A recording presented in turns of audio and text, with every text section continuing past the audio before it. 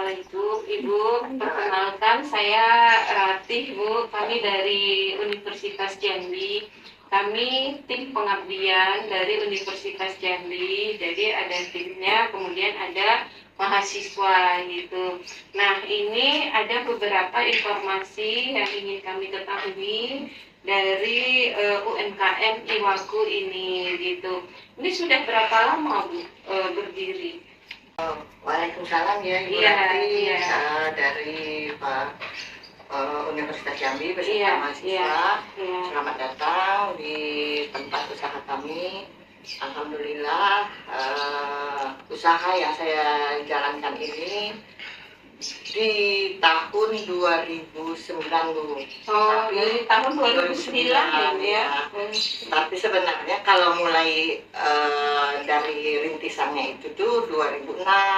Oh, dari 2006. 2006 itu belum, penjualannya itu belum ke swalayan, ke toko atau masih manual. Iya, masih nitip-nitip di toko-toko. Nah, karena kami merasa masih survei dulu apakah produk kami ini diterima oleh masyarakat atau diminati jadi, dan kami juga masih mencoba-coba yang diminati itu yang mana gitu. Dari beberapa produk yang di 2000 sampai perjalanan 2005 itulah saya kemudian di Jambi ini mulai ada swalayan market kan. Nah, disitulah baru timbul ide saya jalan-jalan ke mall swalayan itu. Oh, saya harus bikin produk kering biar saya bisa produksi setiap hari, daya tahannya lebih lama, kemudian saya bisa masarinnya lebih dari Jambi, lebih dari wilayah Jambi. Wilayah Jambi jangkauannya lebih luas. Nah, akhirnya ide untuk bikin rengginang ini saya timbulkan Bu, karena mbak saya dari keluarga mama saya itu ada Jawanya. Jadi bikin rengginang itu kan apa ya namanya dulu tuh poyek atau gitu. Lebih kering ya. Singkong itu kan bikin. Nggak tahu lah, karena di sini saya cuma tahunya namanya rengginang karena saya nggak tinggal di zamannya Jawanya akhirnya saya adonan seperti kayak adonan kerupuk. Nah, itulah baru timbul kayak mana supaya berbutir-butirnya. Nah, itulah mungkin Allah kasih saya ini inspirasi atau apa. Akhirnya cuma saya ingatnya itu mbak saya itu bikin adonan itu diparut-parut. Barulah saya ingat. Nah, kemudian saya campurlah dengan ikan-ikan. Dengan proses produksi tadi dari ikan tadi sudah diceritakan, kemudian kapasitas produksinya kira-kira berapa ya Bu ya setiap bulan gitu, mulai membutuhkan bahan baku berapa? Kalau kami nih Bu, ada yang perbungkusnya ada, karena banyak itemnya. Nah, yang paling tinggi produksinya itu rengginang Bu. Paling tinggi rengginang karena rengginang ini kalangan apapun masuk, mau dari kecil sampai yang tua masuk. Jadi produksi per bulannya itu 600 kilo. 600 kilo ya Bu ya. Satu kali produksi biasanya berapa Bu? Satu kali olahan gitu. Kalau abon itu sekitar 200 kiloan. 200 100 yang manis, 100 yang pedes. Kemudian untuk yang lebih banyak juga lagi itu yang dari kulit dengan apanya, yang tulang itu basreng. Karena kita kan bukan basrengnya cabenya. Ada ya Bu ya. Itu kita bisa sendiri juga. Jadi kan orang kasih tahu nih kalau kita bikin sendiri atau beli yang bumbu instan. Untuk kembang goyang itu nomor 4 kalau nggak salah, peminatnya produksinya lebih banyak, itu sekitar 200 kiloan juga. Baru yang lainnya tuh nyusul-nyusul yang ke bawah.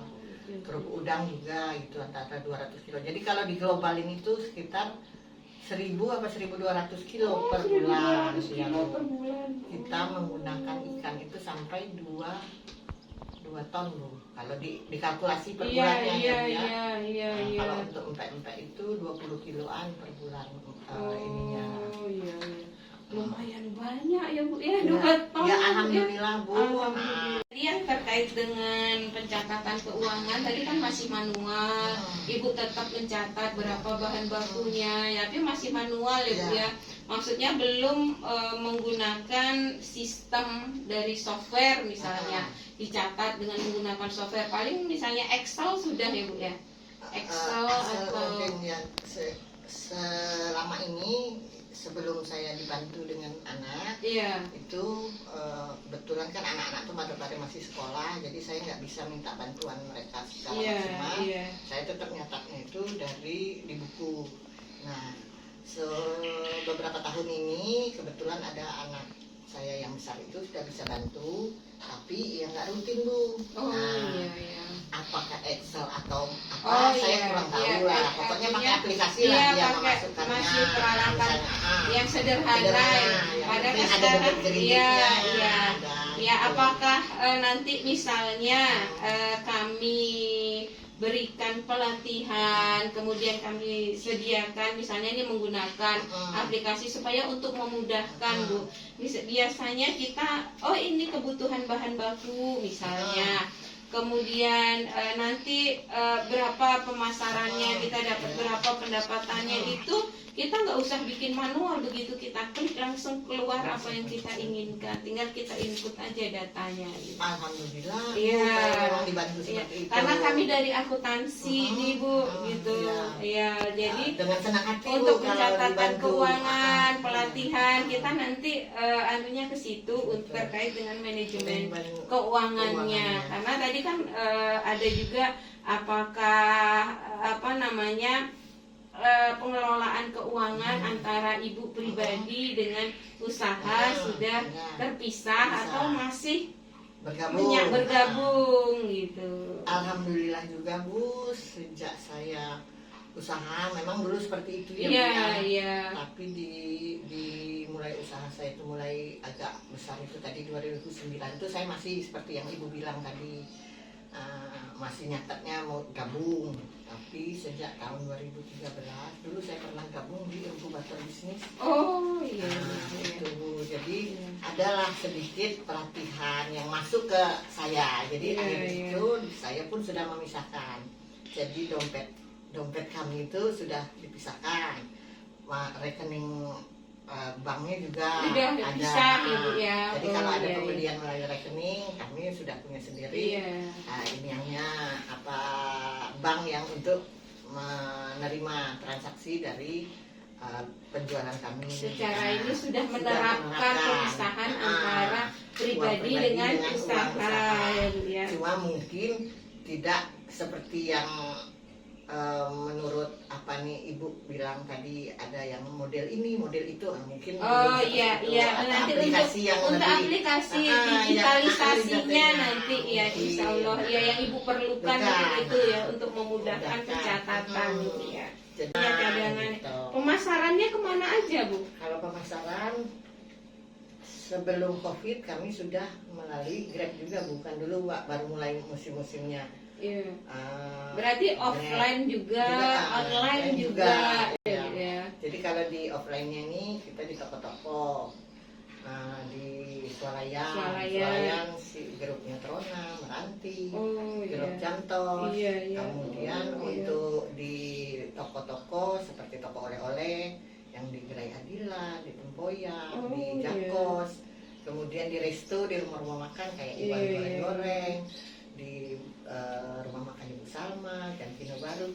Sebanyak kita nawarin dan orang menerima, ya kita tawarin kan. Disitulah butuhnya kita karyawan yang untuk pemasaran tadi adanya.